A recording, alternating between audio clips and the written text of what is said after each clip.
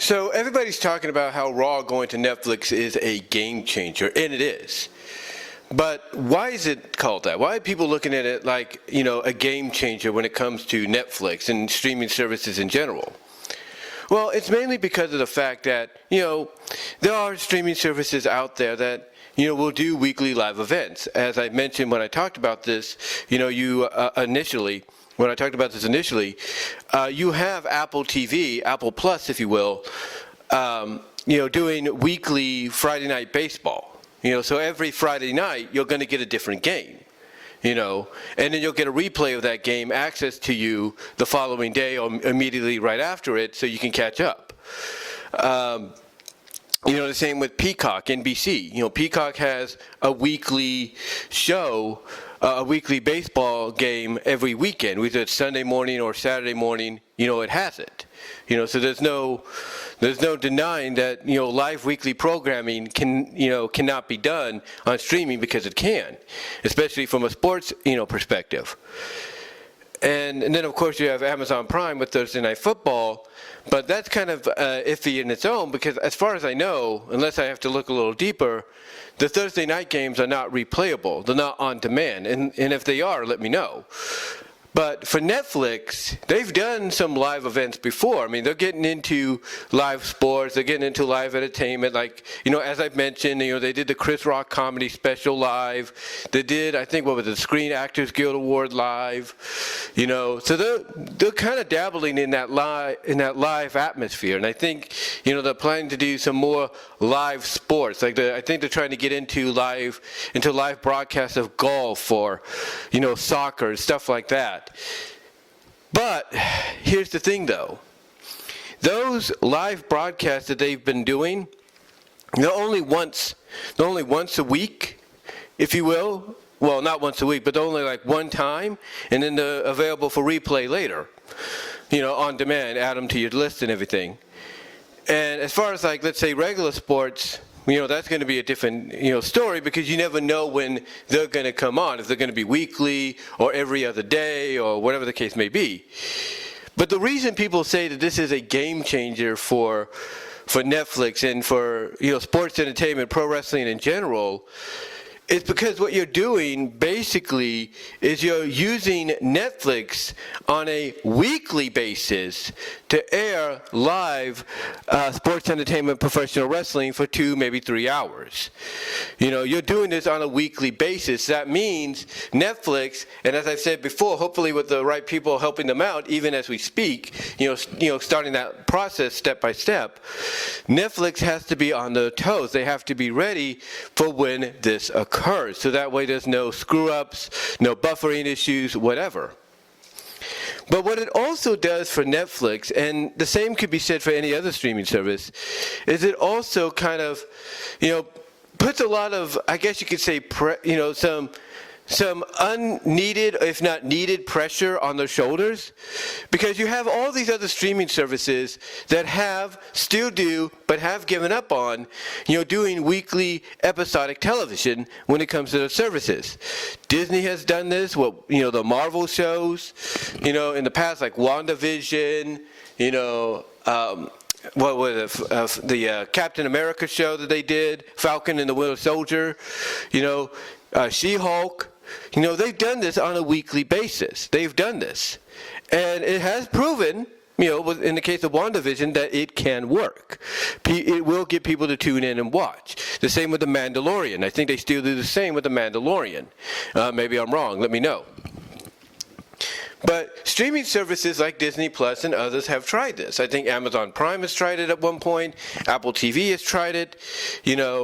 What are the, Paramount Plus, I think, Max, they've all tried this, and they still kind of do it with certain shows, but they also have kind of given up on it because it's like maybe it's too much for them, maybe it costs too much, and just putting the entire series out there for people to binge right off the bat is the easiest, direction to go.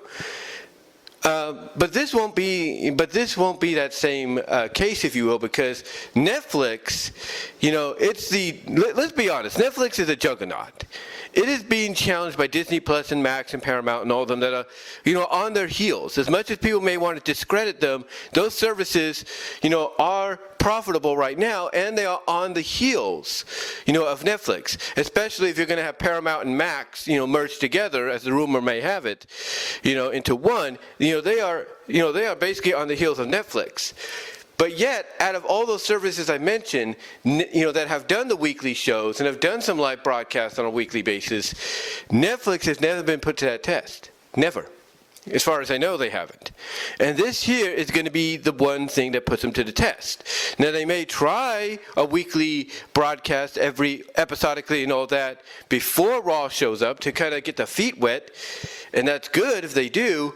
But this is going to be a true test for them. It's going to be a true test because of the fact that, it's going to see whether or not, on their end, they can do live weekly television. I mean, this is also a reason why a lot of people notice that they have that 5-year opt-out option as part of the deal. Because if they can't, because obviously they feel and maybe acknowledge that, hey, if we can't make this work on a weekly basis, then maybe live weekly broadcasting is not for us, and we just stick with what we have, or stick with what we know. And that might be the case. That might be the case. But to me, this, as far as Netflix is concerned, is, a test. It's going to be a huge test for them to try to pass with flying colors. So that way they could be the leader once again. They could be the trendsetter once again, when it comes to streaming services and what you are supposed to do, to help evolve and grow your service, especially when it comes to now, incorporating weekly live broadcasting. And if this works, there's a lot of shows that, are getting licensed out by Warner Brothers, Disney, Sony, Paramount, you name it, Universal, Comcast. They're all being licensed out to different platforms, Netflix included. And if Netflix can nab some of these licenses, Amazon Prime is doing, Amazon Prime's a service too, but you get what I'm saying. That if Netflix, if they succeed with this, and show that, hey, this can work, there's a lot of shows that, as I said, that are getting licensed out that they can nab, before or afterwards and start going that route with those shows as well. The other thing that would be a benefit, for Netflix if this works, is is the fact that they realize, hey, a majority of our subscribers are people that love, to watch our show, love to watch the shows and movies that we have here commercial free.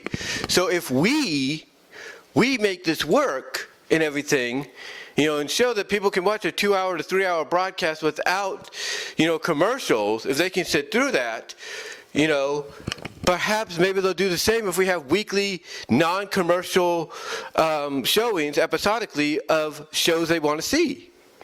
That way they don't have to worry about, here comes an ad for the next, minute and a half. It'll be more, basically in Netflix's mind, it'll be more enticing for people to want to go and up the current account to the non-ad account, or for anybody that doesn't have Netflix, right now, or have gotten rid of it and are trying to, and probably going to re-up again, if this works and it, entices Netflix to get some of those other shows that are being licensed out, and, they could basically put on their network or put on their service and, make them potentially commercial free. It's going to be very enticing, and non-avoidably enticing, I should say, for people that want to go and choose the non-ad deal. Because if they hear of a show, let's say that's based on a Marvel superhero or super team coming to Netflix because Disney licenses out to them, and it's it's a show that they're looking forward to, but they don't want to deal with any ads or anything, guess what? Netflix, guess what? That non-ad option, for your that you can upgrade for your account, that's there, and that becomes more enticing. That becomes more, attractive, and that's what Netflix is hoping for here. Knowing that the wrestling fan base, sports entertainment fan base, is huge, they're going to realize that folks don't like to watch commercials. They just want to get done with. They just want to watch, the wrestling product non-interrupted. And to me, going this route could help them out. going this route of, hey, we can, by telling people, hyping up to people, hey, if you want to watch Monday Night Raw or WWE Raw commercial free, without the ads, guess what? Here's the option for the Here's the option, the monthly payment option for the non-ads, for the non-ads package. You get that, you don't have to worry about commercials, And a lot of wrestling fans, pro sports entertainment fans, are going to be enticed to get that because they're not going to want to deal with the way ads come on. Because ads, depending on the service, can run for about almost 2 minutes, just like a regular freaking set of commercials on linear television. And nobody wants that. Nobody wants that, period. So to me, Raw going to Netflix is more of a game changer, for Netflix, and more of a test for Netflix to, to work with, to try to pass with flying colors, because despite the fact that they have done some live events, they've never done a weekly show.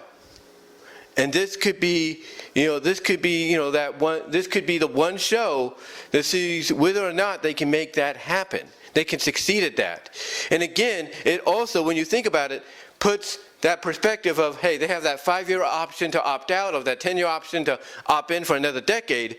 It brings that into a clearer perspective, because they realize that if this don't work within the next 5 years, by 2030, they could say, we're done. Go back to cable television. We can't do it. We'll just stick with what brought us to the dance. But if it does work, then hey, again, they are leading the way for what streaming services can evolve into over time, over the next 2 decades.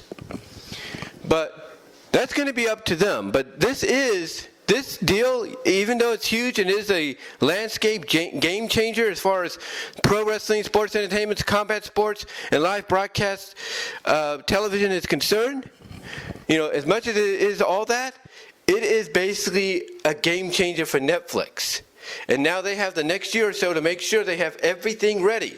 They're going to endeavor, TKO, they're going to send members of their streaming team and all that works at TNA Plus and all these other places over to help them out, along with WWE. So that way, when this is all set to go, all set and ready to go, there won't be no issues. There won't be no crashes. Everything will be ready. Everything will be set and ready to go without issue. That's, again, as I've mentioned before, that's why they're making the announcement now. But what do you think? Do you think Netflix will be able to handle this?